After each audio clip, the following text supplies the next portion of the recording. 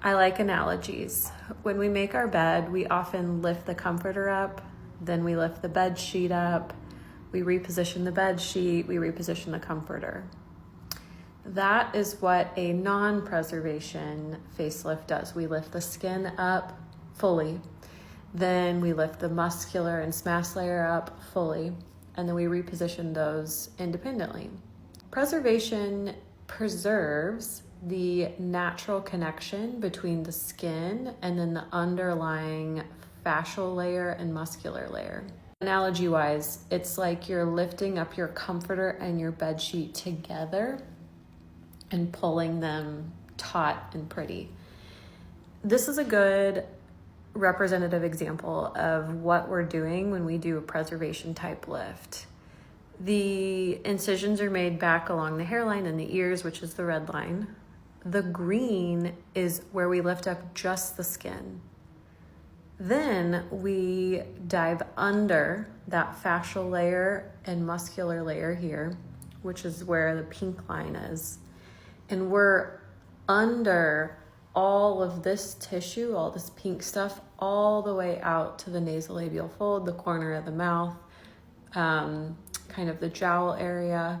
And when we're under the bulk of this area of your face, we're under one big thick flap, which is the comforter and the sheet together. And then when we lift and we reposition that, we get this, where we have taken that puzzle piece and we've lifted it up and inset it.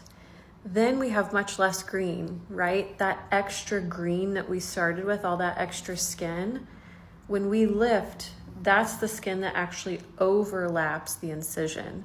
So that's the skin that gets trimmed and removed. Why have a lot of us transitioned to the preservation technique? Well, acutely, we want you to heal well, and long-term, we want you to have a beautiful outcome.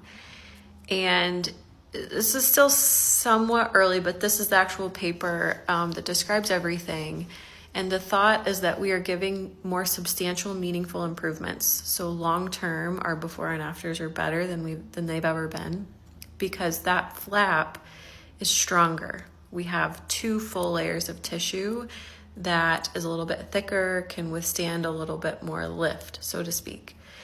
And then secondly, acutely, while you're healing, there's less tissue that's been disrupted, less blood vessels, less lymphatic channels that have been disrupted. And so you heal quicker, and there is likely a lower risk of hematoma, seroma, things that can be considered complications or hiccups that prevent you from healing quickly and getting back to your normal life.